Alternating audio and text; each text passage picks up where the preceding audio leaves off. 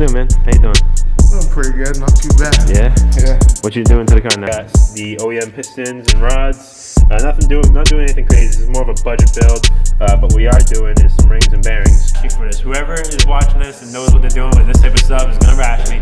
Yes, I don't have one of those like piston ring holders where you can just put it right on top and just slide it in, keep the rings nice and aligned.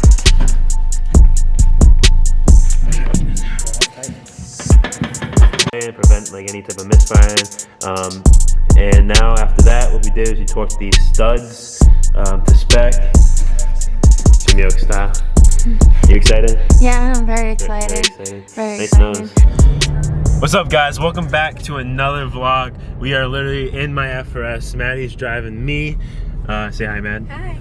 All right, so we're driving through the city. She's just a little nervous because she never drove through the city in a manual car. Green hair. Oh yeah, check her green hair. She got some green hair. She doesn't like it, whatever. I think it's beautiful. But anyway, yes, we are going to Subway right now to pick up some food. And after that, we're gonna be returning back. Oh, seatbelts. Yeah, seatbelt, please. There we go. After that, we're gonna be returning back to the shop so I can finish up doing her piston rings and bearings on her KA, doing the KAT, guys. So let's get back into this video. We'll show you guys some stuff. Take a right. I got nervous. I thought they were going. Nice. Almost gave it gas. Much better, much better, much better.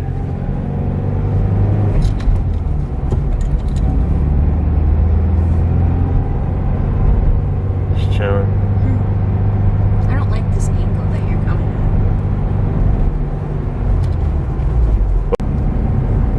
It's a beautiful day in New Bedford. Anyway, you guys haven't really seen much of the FRS. It's just a basic interior. I just bought a steering wheel for the FRS. I got a D&D steering wheel. It's a suede one with little purple accents. Looks cool. And then I'm gonna be installing that one day on a video. I got a bride from the hatch, and we're gonna be installing that when I get a seat rail for it. And other than that, I just bought some Federal tires for up front, so we have some grip. I'm gonna be trying out this LSD, drifting the LSD. If that doesn't really go well, I'm gonna probably weld it, but apparently everybody on the forums is doing LSD and not welding it. But we'll see. Then I ordered some Megan Racing diff bushings so that it's nice and solid back there. And let's see, what else I got? Oh, and I got BC Racing coilovers. Those are also coming in on Monday. And then we're gonna do a nice alignment, mount those tires at Matt Talbot's shop if he allows me. And yeah, and then we're gonna go from there. Whoa! Actually do good. Yes, you did great. How do you think you did? 6 out of 10. 6 out of 10, why? What would you give me? Probably give you a 9 out of 10. Really? Yes, the only thing you did wrong was when you downshifted the third and you like gave it way too much gas. That's the only thing I think you did wrong. Because then it bogged up. Other than that, you did great. Let's get Subway. Doing much better. Oh wow, not yet, not yet. Doing much better when you go from first to second, because usually she would give like a lot of gas releasing the clutch for some reason, but like we worked that out and now she's good. But yeah, now let's get Subway. All right, we're back at the shop and I'm walking over to this side where Joao is. Joao, what you got going on over here? Motor in my car. Putting the motor in, huh? Yeah. What's new, man? How you doing? Doing pretty good, not too bad. Yeah? Yeah. What you doing to the car now, man? What's the plan? The plan is to get it running by next weekend. Next weekend. You going to the event? You registered? Yeah. Holy shit. This guy's gonna make it. So. Damn, dude. Not bad. You got some headers? Yeah, I did. Look at this guy. Look at these. Nice. You're pretty mean on that. What's up, Nick? How you doing, bro? What's going on? This guy, I'll tag him right here. I swim on land, right? Bang, absolutely. Right there. I swim on land. He makes YouTube videos on streaming and shit. Yeah. He does a lot of cool like stuff. So shout I yourself try out, to do man. everything. Just come check it out. If you like it, you like it. If you don't, it's whatever. I appreciate it. You know what I mean? Yeah, cool. Hell yeah, thanks. But yeah, he's a good friend of mine. I met him a long time ago. But yes, so pretty much last week we did a transmission on some guy's car. He helped me out with it. That was it was a good learning experience. It was a good learning experience. It really was, honestly. Pontiac Grand Prix GTP. Yeah, don't do it. But yeah, we're just hanging out. Got the shop here today, and doing some work. But. Okay guys, so today, like I said, we're working on Maddie's car. I haven't filmed much because I've been so busy, but I'm back at it. In the meantime, I took Maddie's single cam out, and I deleted some stuff, worked some wiring. Now all I gotta do is put the new engine in once I'm done building it, put the harness in, the ECU. I have my old fuel pump from my old hatch. I'm gonna put it in hers. It's a Walboro 255. By the way, this single cam's for sale. If anybody wants it, 400 bucks, hit me up. It comes with a harness, no ECU. You have to find your own. Anyways, over here, sorry for the clutter. I got the OEM pistons and rods. Not doing anything crazy. It's more of a budget build. But what we are doing is some rings and bearings. We got some, let's see, Clevlite bearings over here. Rod bearings. I already put in the crank bearings, so that's all done. I didn't film that, my bad guys, but we definitely have these rod bearings that we're going to be replacing, and I'll show you guys a little process. So I have some tips and tricks and stuff. I've already done these 2 cylinders. Now we're working on cylinder 3, and yeah, I'll show you guys how we do it. So pretty much, so we got these 2 main rings. These are what we call the compression ring and the oil ring. Follow me. Over here, we have the oil scrapers and stuff. This goes on the 3rd layer, which is the most bottom layer of the piston. But as of right now, you get a nice close perspective. We got this one, which is like the oil ring, and this is the compression ring up top. So what we've been doing is, obviously, you can put it on my face if you want. What we've been doing is we've been filing them down, gapping them, and making sure they're the right size. This is a stock bore. It's been honed already. Stock bore 240 is 89 millimeters, and I looked up in some forums. Apparently, the best gap for a KT is 0.018 for the top ring and 0.020 for the bottom ring. So that's what we've been doing. 2 cylinders so far. When you rotate it, it feels amazing. But I'll show you guys a little trick. All right, so we're gonna start with the compression ring. What I do is I put, sorry, I'm playing around with all this stuff right now. I put 1 ring down on a piston. Let's see, just like this. Can you see that? Mm-hmm. Just loose around it, just so that I have something to hold it in place. Then I put this compression ring, my first ring, don't get your glove in there, right in there. And then what I do is I flip the piston and use this ring as a leveler. And I just push this ring down until it's flat, until the ring hits the top of the block, pull it out, and there you go. You got your fully flush piston ring, and then you take your feeler gauge. This is 0.018, and you just fit in between that little gap. As you can tell, it's perfect, just like that. Holds a little bit, not too tight, goes in, comes out. Goes in, comes out. Perfect, right? Attractive young men talking. What? I hear attractive young men talking. They're filming right now. Oh, I'm sorry. No, you're good. You can come in if you want. Yeah, well, I'm just good. No, I meant like you can come like talk in the video. I'm just kind of explaining to them a little bit. But yeah, so pretty much what you want to do now at this point, now that it's already gapped, you take it, put it around the top groove like that. Get in there. There you go. And I already, just so you guys know, before I started filming, I already gapped the oil ring. So you do that, and you take your oil scrapers there, and this is an interesting little concept you gotta think about here. Is there's 2 little scrapers that go in between that wavy ring right there. So you just take it.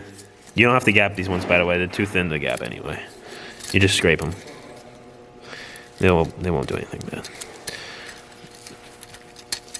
Probably a better way to install these guys, but I'm just doing what I know. There you go. You got around that one on the bottom side, and now, is it focused? Yeah. Now you just want to get it on the top side too. So you throw it.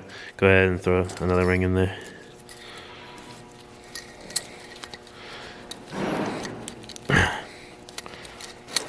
Just like that. Line it up. Bang. So now you guys got a fully ringed piston, and I'll show you guys how to throw it in the engine now. All right, guys, so now that we assembled the rings onto the piston, got it all gapped and stuff, we're gonna go ahead and install it. All right, I know you guys are gonna rash me for this. Whoever is watching this and knows what they're doing with this type of stuff is gonna rash me.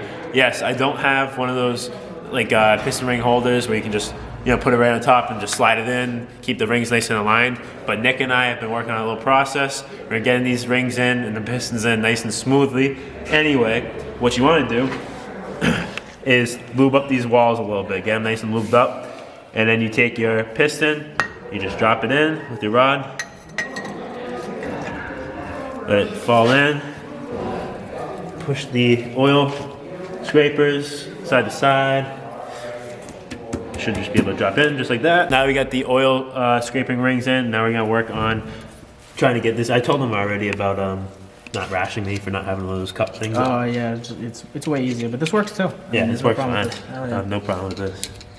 So you just take little flatheads. You want that? Go ahead. Right there. Work them around. Go ahead. Bang. Now that ring's in. Now we got what? Oh, almost in. Good. Now that ring's in.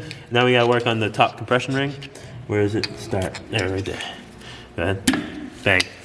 Just like that. Piston installed. This piston in is we're gonna roll this over. Yes, I know. Once again, you guys can rash me for not having a engine stand, but I have never ever liked engine stands. And I worked on short blocks all the time, and I never put an engine stand on my short block. Maybe once or twice, but I really don't like it. Plus, they're occupied at the moment. Yeah, literally. Anyway, you take your 27mm socket, put it around your crankshaft. There's a little bolt that goes in there to hold your harmonic balancer. You rotate your, I might actually go the other way.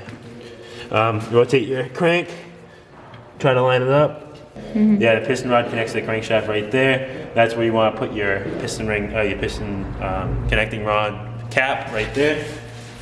So you just take.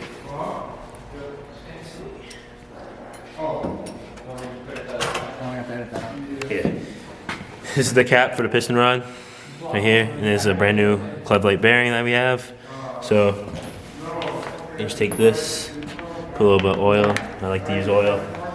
It's good for your heart. It's good for your brain, good for your heart. It's like the liquid Cheerios. Yep, just like Cheerios. Just like Cheerios. So you just slap that thing on there like that, eat it for breakfast, there you go. Now, once we have a nice lubed up bearing. Wow. We're just gonna say now, don't actually do what he just said. We don't need any lawsuits. Yeah, now we put that right there, lube up the bearing a little bit, and you line it up. This is really, really important, guys.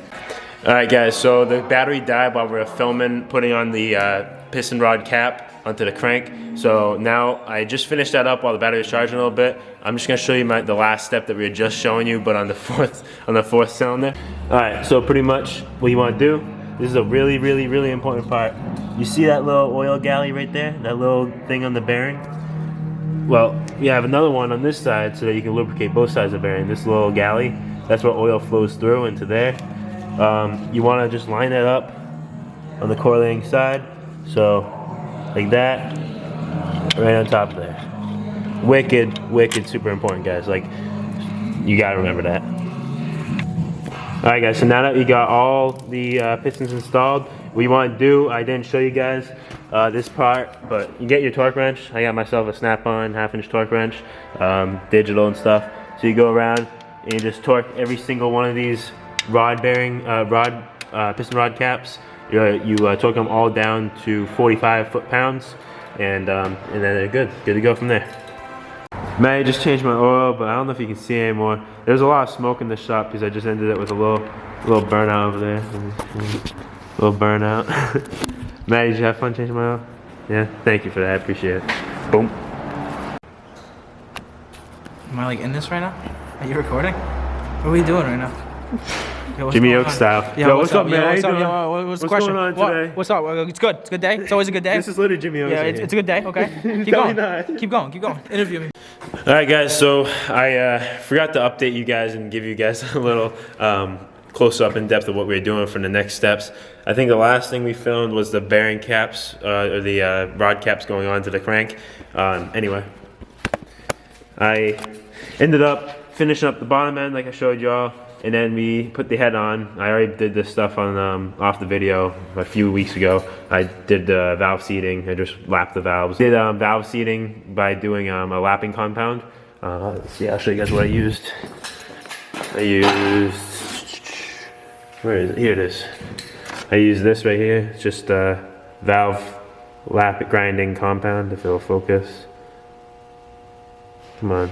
Anyway, valve grinding compound from AutoZone is like $5. You lap your valves so that they close all the way and prevent like any type of misfiring. And now after that, what we did is we torqued these studs to spec, and then timed it from the crank to this little like center piece. I forget what it's called exactly, but some sort of like piece that connects it all. And then you can connect this to the camshafts.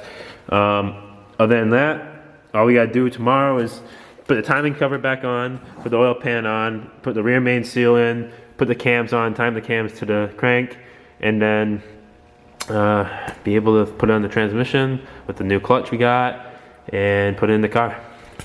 But yeah, anyway, I'll show you guys torque specs and stuff in the description, so you guys know every single torque spec that he did. Definitely need to get a good torque wrench. I wouldn't say go get a snap-on one. Just go get something from Harbor Freight, just something that clicks. I'm just extra with it. So yeah, other than that, I'll just keep you guys updated. I hope you guys enjoyed today's video so far. We just put this together a little bit. The next video will probably be at a car meet I'm going to tonight. We're going to Boston, and then after that we're going to be probably doing another video on putting the rest of this engine together and then putting it in the car and maybe a start. Maybe we'll leave it for Maddie's channel, who knows. If she wants to film it, that's up to her. But anyway, I hope you guys enjoyed the KAT progress on my girlfriend's car, and we'll get this thing going. But thank you for stopping in. Jimmy Oak style. You excited? Yeah, I'm very excited. Very excited. Very nice excited. nose. Thank you. Right up You in the like it? camera. Hey, thanks for the help today. You're welcome. You're welcome anytime. I'm glad I could be there for you. Anytime you need help, just let me know. Hit up your boy S1 Land. We do many things. I'm a jack of all trades. And as always, YouTube, take it easy.